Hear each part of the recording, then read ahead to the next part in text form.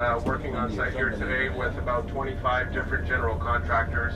Everybody all focused for that July 18th home opener. We're extremely confident that the project is on time, no question about that. We've been working towards July 18th. There's no fallback position for the simple reason that the game has been slated by the CFL and will meet the deadline. So they've made tremendous progress. I was here a month ago, and it's amazing how much has been done in just the last month. Got the old steel-toed shoes for the second of two tours of Lansdowne Park. The first one that I got to go on was with members of the public back in November when it was awfully cold, but you could see just how many new buildings there were going to be on the property. Today we're going to go and find out what those buildings look like now and get to see something that we haven't seen at Lansdowne Park for a long, long time. Trees.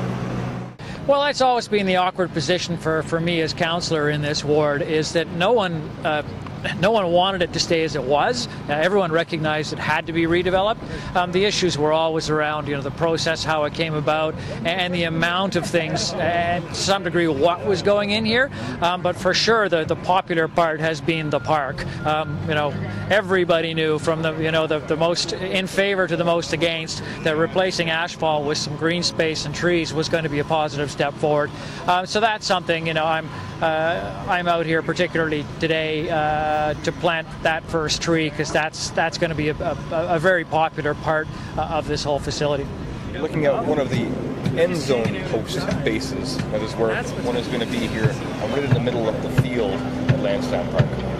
What they're going to do now is they're going to put down some gravels, and then they're going to have artificial turf here. That will allow them to be able to use this facility for more uses. When they have concerts, it'll be just like in the old days. They'll be down at the end of the field here, closest to Bank Street, and then they'll fill up the sides here. You can see all the new seating there. The seating is different colors. It's also staggered on some of the stands, and so it looks like even if the seats are empty, there's people in them. A bit of an optical illusion. Apparently lots of people are doing it.